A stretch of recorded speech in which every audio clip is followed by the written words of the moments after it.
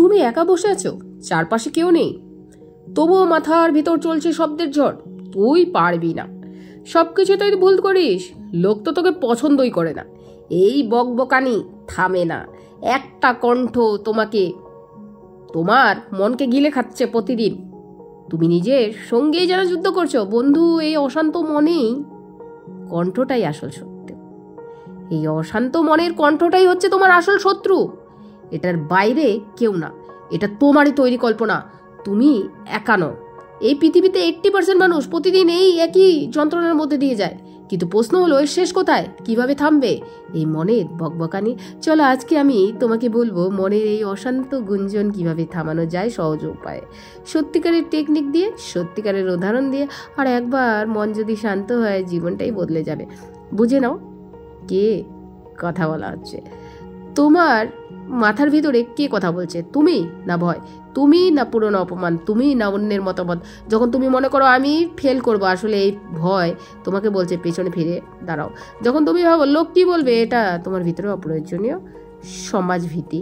সমাধান: একটা খাতা বের করো, মাথার ভেতরে যত নেতিবাচক কথা আছে সব লিখে ফেলো, তার পাশে লিখো এটা কে বলেছে, আমি নাকি আমার ভয়। সত্যি বলছি 1 মাস করো, তুমি বুঝতে পারবে মনে 90% ভয় অমূল্য। আর তুমি মনকে শান্ত করো, মনে কথা এলেই ভয় এলেই দমাও। চোখ বন্ধ করো, 5 মিনিট সময় দাও নিজেকে। চোখ বন্ধ করো, ধীরে ধীরে 5-7 বার নিঃশ্বাস নাও। মনের ভিতরে বলো আমি এখানেই আছি, এখান থেকেই ভাবছি। ভবিষ্যতের ভয় এখন দরকার, শুধু নিজেই নিজের নিঃশ্বাসের সঙ্গে শব্দ বার করে। এইভাবে প্রতিদিন 5 মিনিট নিজের জন্য ভেতরে প্রকাশ করো। মন তোমার শত্রুতে থাকবে না, বন্ধু হয়ে যাবে। আর মনের ভিতরে যুদ্ধ নয়, আলাপ করো। তুমি কি জানো, যখন তুমি নিজের মনে বলো চুপ কর, তখন মন আরও বেশি চেঁচায়। কারণ মন যুদ্ধ পছন্দ করে না, বোঝাপড়া চায়। তাই যখন ভেতর থেকে বকবক শুরু করে বলো তুই যা বলছিস সেটা আমি শুনলাম, কিন্তু আমি এখনই সিদ্ধান্ত নেব, আমার মনের শান্তি চাই। দেখো বন্ধু, ভয় এলে তাকে চিঠি লেখো, বলো ধন্যবাদ তুমি আমাকে সমাধান বা সাবধান করেছে, কিন্তু আজ আমি সাহসী হতে চাই। মনের সঙ্গে বন্ধুত্ব করো, সে শান্ত হবে, সে তোমার পক্ষে দাঁড়াবে। আর 5টি দৈনন্দিন অভ্যাস যেগুলো মনকে শান্ত করে। 1 নম্বর, ঘুম ঠিক রাখো। কম ঘুমানো মানেই অশান্ত মন। দিনে অন্তত ঘন্টা ঘুমাও। 2 নম্বর, ভোরে উঠে নিজের সঙ্গে 10 মিনিট চুপচাপ সময় কাটাও। নিঃশব্দে বসো, চা হাতে রাখো, নিজের মনকে জিজ্ঞাসা করো এবং কেমন আছো। 3 নম্বর, সোশ্যাল মিডিয়া সাধারণত স্ক্রল ডাউন করাটা বন্ধ করো। অন্তত 2 ঘন্টা মোবাইল ছাড়া থাকো। বাহ্যিক শব্দ যত কম, ভেতরের শান্তি তত বেশি। প্রতিদিন একটা ভালো কাজ করো, কাউকে সাহায্য করো, ফুলের পানি দাও, মাকে জড়িয়ে ধরো, মন প্রশান্তি আসবে। 5 নম্বর, দিন শেষ হওয়ার আগে নিজের উপর 5টা ভালো কথা লিখো। আজ আমি নিজেকে ভালোবাসি, আজ আমি চেষ্টা করেছি, আজ আমি সাহসী ছিলাম। 3টি ভুল ধারণা যা মনকে অশান্ত করে। সব কিছু আমার কন্ট্রোল থাকতে হবে না, কিছু কন্ট্রোল থাকে না, শুধু মন কন্ট্রোল রাখা যায়। সবাইকে খুশি করতে হবে, এই ধারণা মনকে ছিঁড়ে ফেলে। তুমি নিজেকে খুশি রাখো, বাকিরা তো সময় নেবে। ভুল করলে আমি খারাপ মানুষ, ভুল হলো শেখার উপায়, শান্তি না। ক্ষমা করে দাও নিজেকে। একটি মন্ত্র যা প্রতিদিন বলবে। প্রতিদিন সকালে আয়নার সামনে দাঁড়িয়ে বলো আজ আমি ভালো আছি, আমি নিজের মনকে বুঝি, আমি যা পারি তার চেয়ে বেশিও কিছু করতে পারি। ভয় আসবে কিন্তু সাহস দিয়ে, আর আমি তাকে জবাব দেব।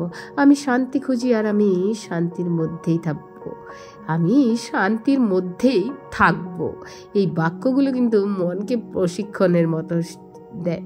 আর প্রতিদিন বললে মন আরও বকবক করবে না, সে তোমার সঙ্গী হয়ে উঠবে।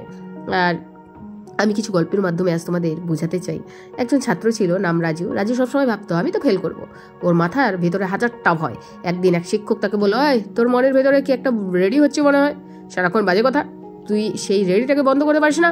রাজু বলল, কীভাবে স্যার? শিক্ষক বলল, যখন ওই রেডিও কথা বলে তুই তাকে প্রশ্ন কর, এর প্রমাণ কি আছে? যতবার রাজু প্রশ্ন করতে লাগলো ততবার রেডিও চুপ হয়ে গেল। আজ রাজু একটা সফল মানুষ। কেন? কারণ সে শিখেছে কিভাবে নিজের মনকে নিয়ন্ত্রণ করতে হয়। আর বন্ধুরা, শেষ কথা, তুমি পারবে। তোমার ভেতরের বকবকানি থামানো সম্ভব, শুধু প্রয়োজন সচেতন চর্চা, ভালো অভ্যাস।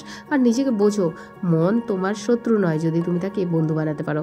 অশান্ত মনকে শান্ত করা যায় যদি তুমি চুপ করে একটু শুনতে শেখো। আজ থেকেই শুরু করো। একটা খাতা নাও, একটি নিঃশ্বাস, একটি কথা, আমি শান্তি চাই, আমি শান্তি তৈরি করব। ধন্যবাদ বন্ধুরা। আজকে আমার ভিডিওটি তোমাদের কেমন লাগলো অবশ্যই একটি লাইক করে দেবে, আর কমেন্টসে অবশ্যই লিখবে তোমরা কে কোথা থেকে আমার ভিডিওটি দেখছো। ভালো লাগবে তোমাদের সাথে পরিচয় হয়ে। আর আমি প্রতিদিন নতুন কিছু ভিডিও নিয়ে আসি।